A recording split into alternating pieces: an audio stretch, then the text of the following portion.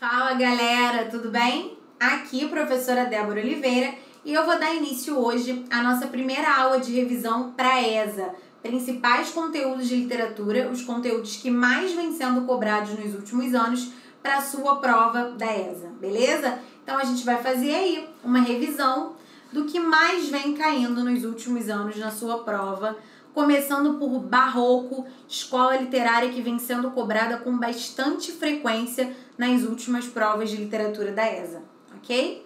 Então vamos lá. Primeira coisa, a gente precisa sempre, antes de falar de características de determinada escola literária, a gente precisa sempre entender qual é o contexto histórico ali daquele momento, tá? Tudo que acontece na literatura é um reflexo do que vem acontecendo em determinado momento, contexto histórico-social. Então, primeiro a gente precisa entender o que está acontecendo na sociedade para depois entender melhor as características de determinada escola literária. Então, vamos relembrar o que está acontecendo aqui no mundo, na sociedade, para dar início ao Barroco, tá? Primeiro, a gente está em aproximadamente 1517, indo até o século XVII, então 1600 e por aí vai, tá? A gente tem primeiro Martinho Lutero com a Reforma Protestante. Martinho Lutero começa a discordar de coisas que ele vem observando que a Igreja Católica vem praticando. Então, por exemplo, as indulgências. O que é isso? Indulgência é aquele dízimo pago pelos fiéis da Igreja em troca do perdão pelos pecados que eles vêm cometendo. Outra questão, outro fator, o acúmulo de riqueza por parte da Igreja e discordâncias religiosas de maneira geral, que Martinho Lutero não concorda e publica suas 95 teses. Com essa publicação, depois de um tempo, a gente tem aí o início ao protestantismo. Claro que a Igreja Católica não recebe isso nem um pouco bem e dá início à Contra-Reforma, que é um movimento de reação à Reforma Protestante. Então a Igreja quer acabar com isso e quer voltar a ter o domínio, né, da sociedade como tinha, com muito mais força antes do protestantismo, tá? Então a Igreja Católica cria movimentos como o Tribunal da Inquisição, em que eles julgam pessoas que eles consideram hereges, pessoas que são traidoras, consideradas traidoras da Igreja Católica, o Índex, que é uma lista de livros proibidos, livros que não podem ser lidos em hipótese alguma, e a Companhia de Jesus. Então, esses movimentos de Igreja Católica tendo o domínio da sociedade, tendo os seus fiéis, Martinho Lutero se desprendendo da Igreja Católica, criando uma reforma protestante, né, que vai de encontro ao que está sendo visto na Igreja Católica. A Igreja Católica não aceita e cria um movimento de contra-reforma, tentando punir e abafar esse movimento, né, que está acontecendo. Tudo isso faz com que a sociedade se sinta de que forma?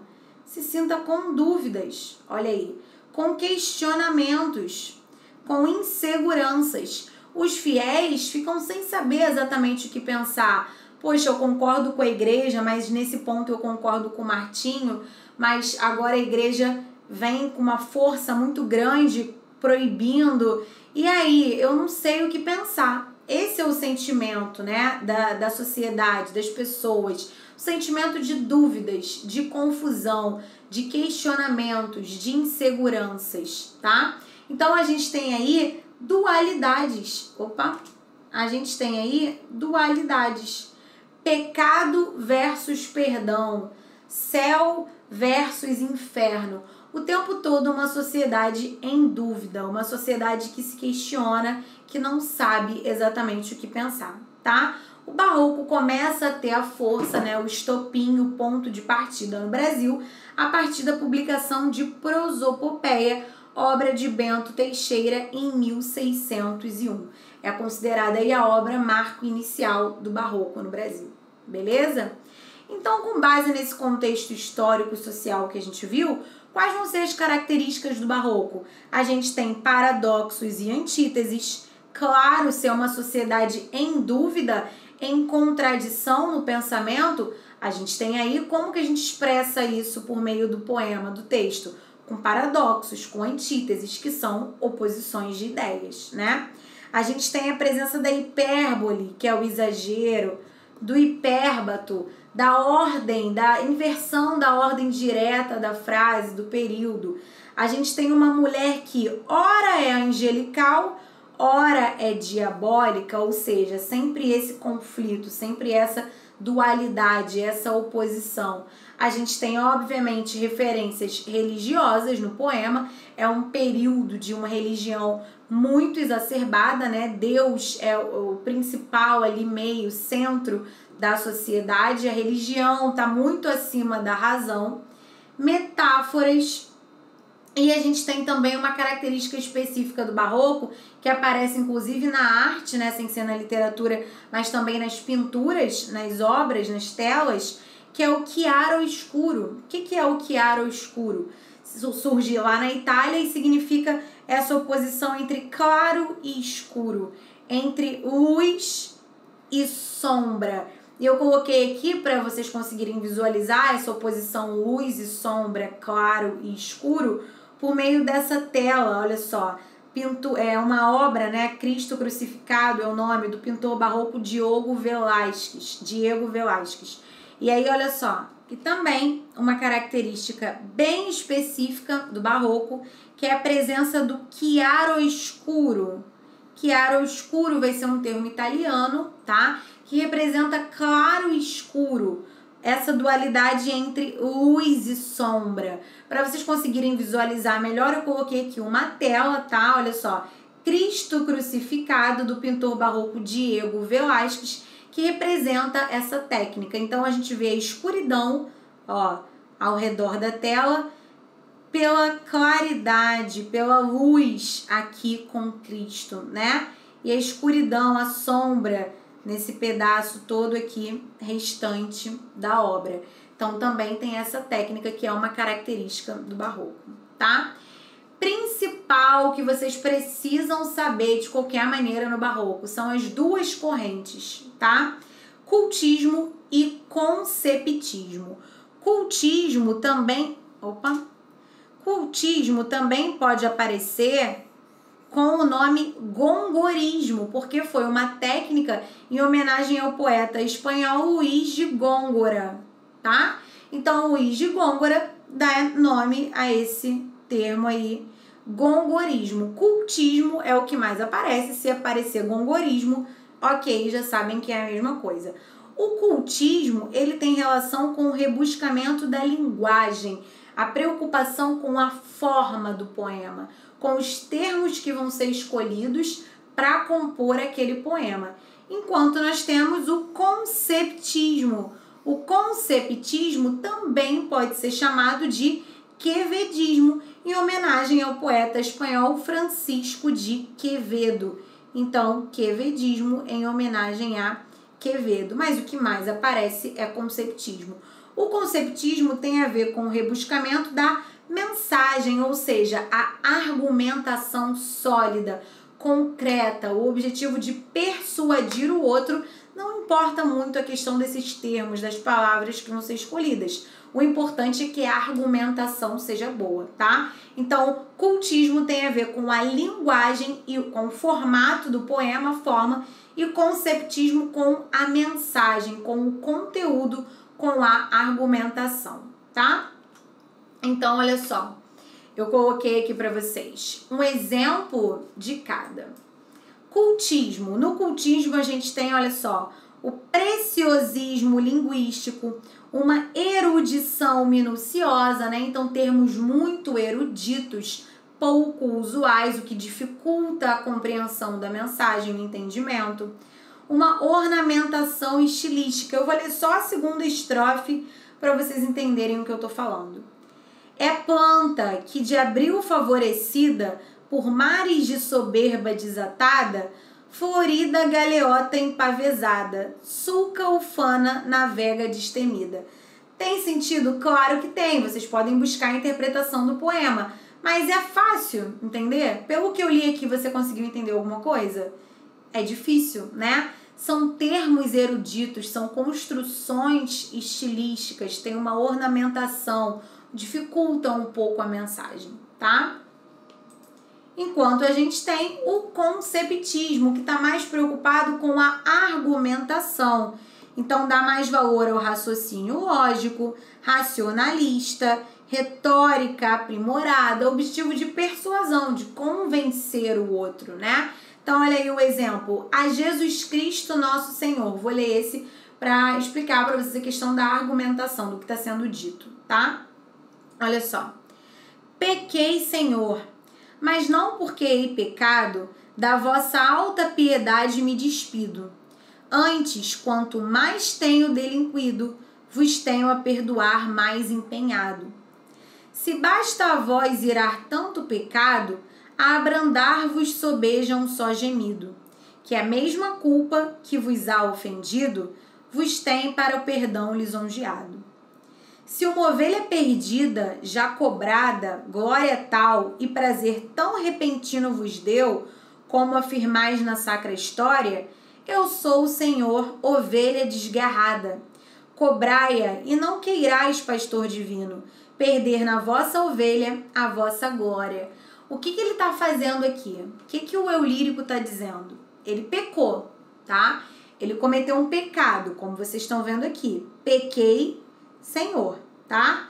Ele quer pecar sem deixar de aproveitar a vida. Então, ele aproveita a vida e peca. Quando ele peca, ele faz um poema convencendo Jesus Cristo a perdoá-lo. De que maneira ele constrói a argumentação dele? Olha só, ele argumenta por meio da parábola da ovelha perdida, querendo dizer o seguinte: basta Jesus Cristo colocá-lo de volta no caminho. Se Jesus Cristo tiver pena, né? Não é bem pena a palavra, mas piedade, olha só. Se Jesus Cristo tiver piedade dele, como Jesus Cristo afirma que tem piedade das pessoas, então é só Jesus Cristo colocá-lo de volta no caminho. Assim como ele é a ovelha desgarrada e Jesus Cristo precisa olhar por essa ovelha e colocar essa ovelha de volta no caminho. E aí ele vai conseguir se acertar. Basta que Jesus Cristo coloque de volta ele no caminho, ele que é a ovelha desgarrada, e assim Jesus Cristo vai conseguir resgatá-lo do mal, do pecado. Agora, se Jesus Cristo não quiser resgatá-lo, não quiser perdoá-lo, então Jesus Cristo perde toda a sua glória por não ter conseguido resgatá-lo do mal. Então ele argumenta, mostrando que ele tem razão e que ele tem que ser perdoado. Olha só. Antes, quanto mais tenho delinquido, vos tenho a perdoar mais empenhado. Quanto mais eu peco, mais o Senhor tem que estar empenhado em me perdoar, tá? E aí, olha só. Que a mesma culpa que vos há ofendido, vos tem para o perdão lisonjeado. E olha só. Cobrai-a e não queirais, pastor divino, perder na vossa ovelha a vossa glória. Se não perdoar, vai perder a glória, porque a glória de Jesus Cristo é perdoar. Ou seja, o que ele faz aqui? Ele argumenta. Ele não está preocupado com termos tão complicados, tão difíceis. É claro que a linguagem não é tão simples pra gente, porque a gente tem que entender que é outra época, né, gente? É 1500 e alguma coisa, 1600 e alguma coisa. Não dá pra gente achar que a linguagem vai ser exatamente idêntica à nossa. Claro que não, de hoje a língua vai mudando, né? Mas a gente consegue entender os termos que estão aí. São termos menos eruditos. O objetivo aí não é a forma, é o conteúdo, é a mensagem, é a argumentação, é o raciocínio lógico, beleza? Continuando, principais autores do período: Gregório de Matos, Padre Antônio Vieira são os principais. Temos outros, tá? Temos o Bento Teixeira, pode aparecer na sua prova. Temos o Manuel Botelho de Oliveira, também pode aparecer na sua prova. E o Frei Manuel de Santa Maria Itaparica também pode aparecer na sua prova. Mas claro que os principais são Gregório de Matos e Padre Antônio Vieira, os de mais visibilidade e produção, tá? Vamos falar um pouquinho de cada um para relembrar aí. Gregório de Matos, ele tem 4 vertentes, 4 tipos de poesia, tá? Ele tem a poesia lírica, que é essa que a gente vem falando até então, essa questão dos paradoxos e das antíteses, do espírito de um lado e matéria do outro, mulher angelical de um lado, mulher diabólica do outro, temática amorosa, tá? Então, o que a gente viu até agora, poesia lírica, eu coloquei para vocês aqui, é o título de um dos poemas líricos dele, é só você colocar no Google para você ler e relembrar, entender aí, tá? Agora a gente tem também a poesia satírica. Poesia satírica, o que é a sátira? É aquela que faz críticas, né? Então, a poesia satírica deu a alcunha ao Gregório de Matos, deu o apelido ao Gregório de Matos de Boca do Inferno. Então, falou em Boca do Inferno, você já sabe que é Gregório de Matos, já sabe que é barroco, tá? Então, aqui na poesia satírica dele, ele fez críticas sociais a todos os setores da sociedade, tanto ao topo da pirâmide, tá? Como governador, clero, comerciantes, quanto às camadas mais baixas da sociedade. Daí o apelido de Boca do Inferno, porque ele falava mal, criticava todo mundo da sociedade, tá? Botei aqui um título também de um poema para você entender essa questão da crítica. Descreve o que era naquele tempo a cidade da Bahia. Gregório de Matos era baiano, tá? Brasileiro, baiano. Então ele conhecia muito bem a realidade baiana e dentro dessa poesia satírica dele, ele faz várias críticas à sociedade baiana daquele período, tá? Abre aí, vale a pena você colocar aí no Google e dar uma lida nesse poema também para entender melhor isso. Temos a poesia sacra, né? A poesia sacra que tem muito a ver com religião. Então, tem a ver com essa parte que a gente viu agora anteriormente, né? A persuasão e o convencimento, arrependimento dos pecados, culpa versus perdão e uma temática mais religiosa, tá? Poesia lírica, temática mais amorosa, mas com a presença sempre da dualidade, da dúvida, tá? Do espírito com o corpo, com a matéria, da mulher diabólica, da mulher angelical, enfim. Poesia satírica, crítica, poesia sacra é uma temática mais religiosa e ele tem também a poesia erótica. Eu coloquei aqui para vocês a Jesus Cristo Nosso Senhor, que foi esse poema que a gente leu anteriormente, que é um exemplo da poesia sacra dele, tá? E ele também tem a poesia erótica, em que ele explora a questão dos prazeres mundanos, né? Satisfação do corpo, sensações, liberdade, e aí a introdução do carpe diem, que vai permanecer lá no arcadismo posteriormente, surge aí, que é essa questão de aproveitar cada momento da vida intensamente como se fosse o último. E um exemplo é o famoso poema Pica-Flor, que com certeza você conhece, já ouviu falar, já leu em algum momento um exemplo de poesia erótica dele, tá? Temos o Padre Antônio Vieira, esse não é brasileiro, esse é português. Ele vem ao Brasil lá para a catequese dos índios, né? Mais antigamente, um pouco antes desse período aí, ele faz sermões. Ele tem os sermões patrióticos, em que ele expressa o nacionalismo dele português, tá? Então, exaltação de Portugal. E a gente tem, eu coloquei um exemplo aqui também para vocês pesquisarem depois. E a gente tem os sermões religiosos, tá? Então, o que ele faz? Faz uma aproximação do texto bíblico à realidade do ouvinte.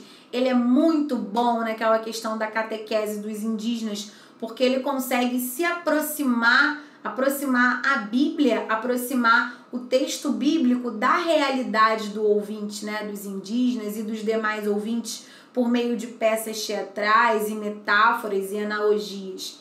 Além do que, ele tem uma grande capacidade de argumentação. Como eu falei, ele faz paralelismos, analogias, metáforas para argumentar e convencer o que ele está falando. E ele também tem um papel importante na defesa dos índios contra o abuso dos colonos naquele período. Gente, coisa muito importante que foi questão já da sua prova, tá? Ele é a favor do conceptismo. A corrente barroca que ele se identifica é o conceptismo. Ele é radicalmente contra o cultismo, tá? Coloquei um exemplo aqui do início de um poema, de um sermão religioso dele. Agora, para exemplificar para vocês como ele é radicalmente contra o cultismo, eu coloquei aqui um trecho que foi o texto da questão que caiu na prova, perguntando qual era a corrente que o padre Antônio Vieira era contra, com base na interpretação desse trecho do sermão da 60ª dele. Olha só. Será porventura o estilo que hoje se usa nos púlpitos?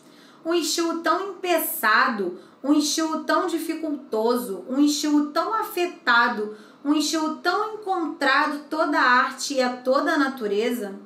Boa razão é também essa. O estilo há de ser muito fácil e muito natural. Por isso Cristo comparou o pregar ao semear. Não fez Deus o céu em xadrez de estrelas, como os pregadores fazem o sermão em xadrez de palavras. Se uma parte está em branco, da outra há de estar negro. Basta que não havemos de ver um sermão de 2 palavras em paz? Todas hão de estar sempre em fronteira com o seu contrário? Como hão de ser as palavras? Como as estrelas. As estrelas são muito distintas e muito claras. Assim há de ser o estilo da pregação, muito distinto e muito claro. Então, o que ele está criticando? O cultismo.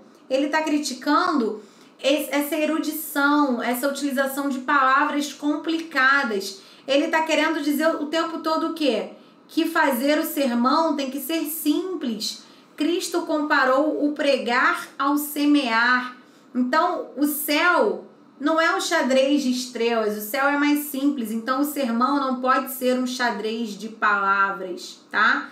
Olha só, as palavras têm que ser como as estrelas, muito distintas e muito claras. Então, a pregação, o estilo tem que ser muito distinto e muito claro. Ou seja, ele critica o cultismo. Ele é totalmente conceptista, tá? Importante lembrar disso aí. Resumindo então, galera, barroco nós temos oposições, dualidades, antíteses, paradoxos, espírito, matéria, céu, inferno, mulher angelical, mulher diabólica, perdão, pecado, o tempo todo essas oposições, essas dualidades, tá? As 2 correntes principais que vocês precisam dominar, cultismo e conceptismo. Tem outros nomes, gongorismo, quevedismo, tem que lembrar disso, tá? Principais nomes, Gregório de Matos e Padre Antônio Vieira. Beleza? Vamos à próxima, que é o arcadismo, que vem logo depois do barroco. Lembram do arcadismo?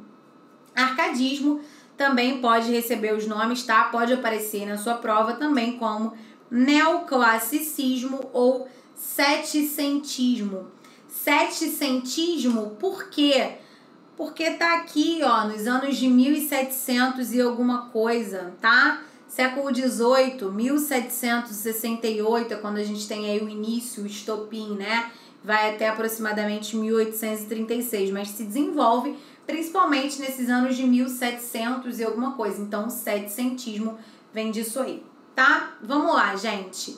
Arcadismo.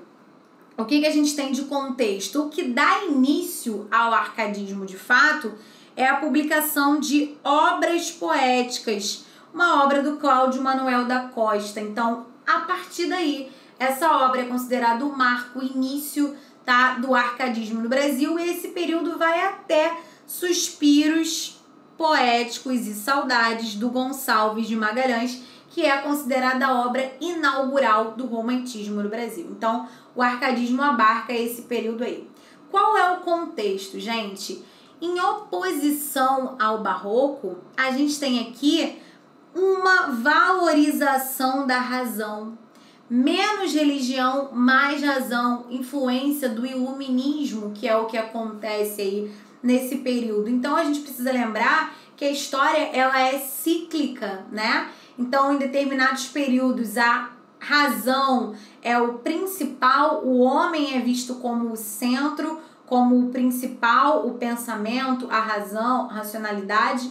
Ora, tá a religião em alta, mais valorização da religião, da emoção, da subjetividade. A história é cíclica, né? Ao longo de todas as escolas literárias a gente vai vendo que isso vai acontecendo. Então a gente teve no Barroco a valorização da religião, Deus como centro, Igreja Católica com muita força.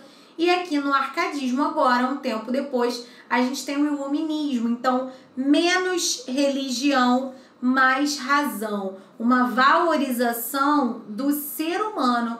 O ser humano aqui é o principal, tá? Então, a gente tem o saber sendo valorizado, porque o saber é sinônimo de uma sociedade mais justa e igualitária. Só é possível construir uma sociedade mais justa e igualitária por meio do desenvolvimento do saber, tá? A gente tem um retorno à cultura renascentista, a gente tem o início de explicações científicas e filosóficas. Então é quando a gente tem aí, né, a publicação das grandes teorias de Newton, Locke, Descartes, Voltaire, Rousseau, grandes filósofos e cientistas, tá? Então, daí a gente vê essa valorização do ser humano.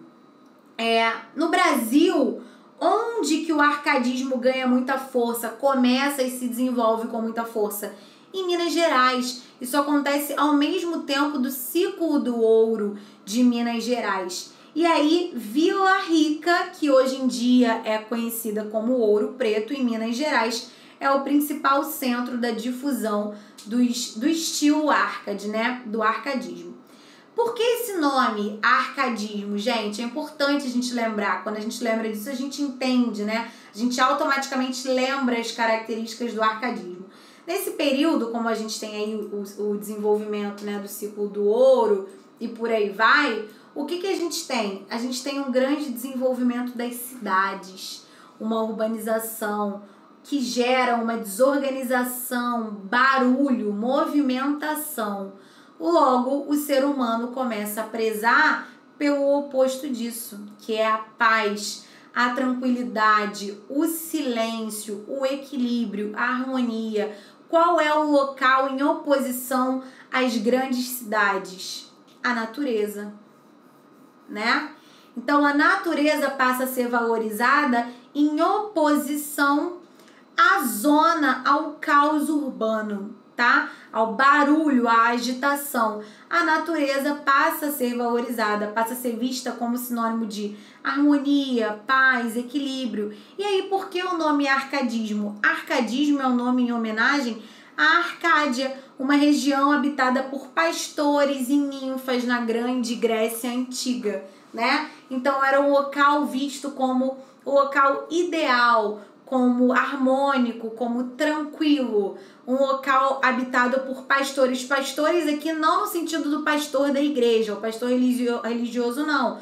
Pastor no sentido daquele homem de vida simples, que cuida do seu rebanho, cuida dos seus animais no campo, tá? Esses pastores, em relação a esses pastores. Arcádia era o local ideal, era o local representativo desse momento, daí o nome arcadismo. Então, ouviu o arcadismo, lembra da Arcádia, lembra da região montanhosa, dos pastores, homens de vida simples cuidando dos seus animais, que automaticamente você vai relembrar de tudo que a gente tem de característica do arcadismo, tá? Vamos lá, quais são essas características? A gente tem uma valorização da natureza, como eu falei. Bucolismo é termo-chave para fazer referência ao arcadismo. Caiu na sua prova alguma coisa falando sobre bucolismo? Bucolismo é arcadismo. Você precisa associar isso, tá? Bucolismo é exatamente isso. É essa vida no campo. É essa vida natural e simples, tá? É o pastoralismo. Essa vida de pastor. Homens que cuidam do seu rebanho, que cuidam dos seus animais, das suas ovelhas, etc, tá? Botei bucolismo 2 vezes sem querer, mas que bom, porque é para reforçar bastante isso aí, tá? Então, gente, se o objetivo é prezar por uma vida simples, natural, tranquila, como vai ser a linguagem? Seria pura hipocrisia e contradição a gente prezar por uma vida simples e colocar termos eruditos e super complicados, né? Então, obviamente, a gente tem a busca por uma linguagem clara e simples, assim como o ideal de vida. Tem uma preferência pelo soneto, né? Aquele poema de estrutura 2 quartetos e 2 tercetos. Tem a valorização da razão e da verdade. Aparecem aí personagens e temas mitológicos. Tem que lembrar sempre que a gente está no momento de mais lógica e intelecto e menos emoção, tá? Tem a visão epicurista da vida. O que é a visão epicurista da vida? Pesquisa lá depois sobre o filósofo Epicuro. É um filósofo visto como profeta do prazer, fala sobre aproveitar a vida, sobre a liberdade, super característico desse momento aí, tá? Preferência também por versos decassílabos e alexandrinos, e um ponto muito importante também.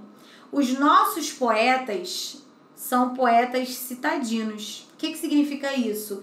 São poetas que vivem na cidade, vivem naquele caos urbano.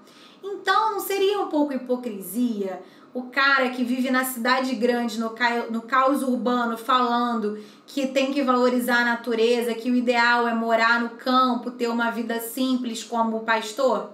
Seria, né? Então, para eles se aproximarem mais da realidade que eles retratam, eles criam pseudônimos pastoris. Ou seja, eles criam outros nomes, como se fossem personagens, tá? De homens que vivem no campo, que são pastores. E isso faz com que eles se aproximem um pouco mais da realidade que eles estão representando, tá? Importantíssimo isso também. Lemas Árcades, galera. Nós temos 5 lemas Árcades que você tem que saber. Você precisa lembrar disso de qualquer forma para a sua prova. Fugere Urbem. Opa! O que é o Fugere Urbem ou Fugere Urbem, enfim? Fuga da cidade. Ou seja, sair, né? Esse é o objetivo de sair da cidade. Sair da cidade e ir para onde?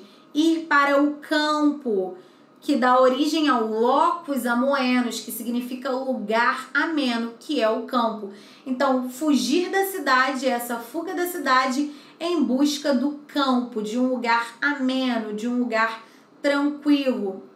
Áurea mediocritas, ou mediocridade áurea, que tem a ver com a situação mediana, representa o seguinte: só é feliz quem vive tranquilamente e se contenta com pouco. Não há a menor necessidade de você buscar o luxo, a riqueza. Fala sobre essa questão de você valorizar uma situação mediana, simples, se contentar com pouco, tá? Carpe diem, que a gente já viu lá no Barroco, né? Aproveite o dia, desfrute do dia o máximo que você puder, porque você não sabe quando vai estar aqui, né? Até quando vai estar aqui. Então aproveite e viva cada dia de cada vez como se fosse o único na sua vida. E o inutilia truncati, que é uma espetadinha, uma alfinetada no Barroco.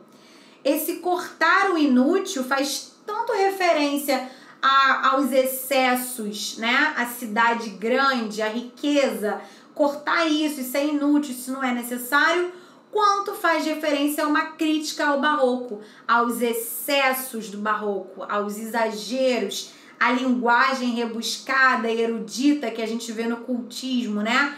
Contra isso e prezando por uma simplicidade, tá? Então são os 5 lemas Árcades. Eu coloquei aqui para vocês um exemplo de um trecho, tá? Marília de Dirceu, do Tomás Antônio Gonzaga.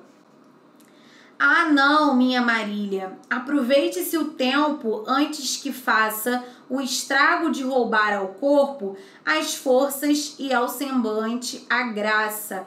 Gente, aqui a gente tem claramente um carpe diem. A minha letra fica horrível nessa mesa digitalizadora, mas ignora, a minha letra não é feia assim na vida real, tá? Enfim, espero que dê para ler.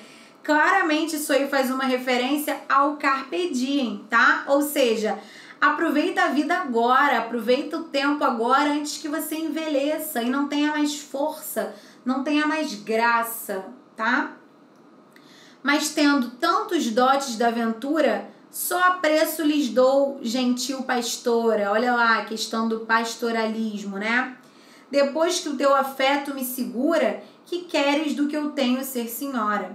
É bom, Marília, é bom ser dono de um rebanho que cubra monte e prado, ou seja, o rebanho, cuidar dos animais, a vida no campo. Porém, gentil pastora, o teu agrado vale mais que um rebanho e mais que um trono. Graças, Marília Bela, graças à minha estrela. O amor dela vale mais do que um trono, né? Nenhum dinheiro paga. Enfim, um exemplo aí de um poema Árcade. Principais publicações, galera, do período, tá? Se você se deparar com alguma dessas obras aí na sua prova, você precisa saber que são obras pertencentes ao período do arcadismo, tá? Então, a gente tem obras poéticas, faltou poéticas aqui, mas obras poéticas do Cláudio Manuel da Costa. O Uruguai, do Basílio da Gama, não é Uruguai não, é Uruguai mesmo, tá? Espero que você já saiba disso. Caramuru, de Santa Rita Durão. Marília de Dirceu e Cartas Chilenas, de Tomás Antônio Gonzaga. Uma informação relevante também é que em 1751 a gente tem a publicação da primeira enciclopédia lá na França, né? Então, não tinha isso, né, galera? Hoje a gente tem muito mais fácil acesso à informação, a gente nem usa mais enciclopédia, a gente busca tudo na internet. Mas antes, quando nem existia enciclopédia, era muito difícil o acesso ao conhecimento, à informação, né? Então é um marco importantíssimo do período a publicação da primeira enciclopédia, que traz pra gente ensaios e artigos sobre ciência, filosofia, política, literatura, artes, ofícios, religião. Qual é o objetivo da publicação da primeira enciclopédia? É uma tentativa de sistematizar todo o conhecimento humano, conhecimento como fonte de liberdade, oposição radical ao clero e à nobreza e uma condenação da escravidão e da guerra. Beleza?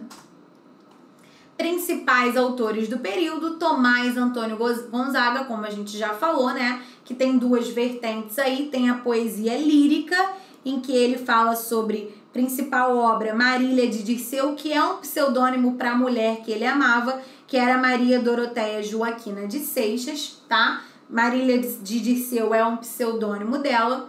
E ele também tem uma poesia satírica, em que ele faz críticas, né? A gente já falou desse termo satírico, sátira, em que ele faz críticas, que é o texto, a obra Cartas Chilenas. Vamos lá. Temos também o Cláudio Manuel da Costa, que publica aí obras poéticas, reúne toda a produção lírica do poeta, como eu já falei dele ali anteriormente, e o Vila Rica, né, que hoje em dia é Ouro Preto, épico clássico, derivação imitativa de Os Lusíadas, com uma estrutura tradicional, lá um pouco da influência de Camões, tá, galera? A gente tem também os épicos indianistas, né, em que eles colocam o indígena como o herói, o papel do indígena.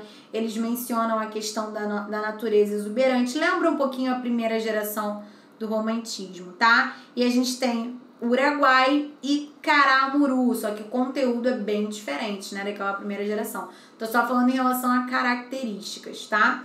Então, épicos indianistas importantíssimos também. Relembrando, resumindo, arcadismo nós temos bucolismo, termo fundamental, busca por uma simplicidade, pastoralismo, vida no campo e os 5 lemas árcades. Principais nomes: Tomás Antônio Gonzaga, Basílio da Gama e Santa Rita Durão. Beleza, galera? Beijão, espero que vocês tenham entendido. Até a próxima aula. Vou falar sobre as 3 gerações do romantismo, fazer uma revisão bem boa aí para sua prova, tá bom? Beijão, tchau, tchau, até a próxima.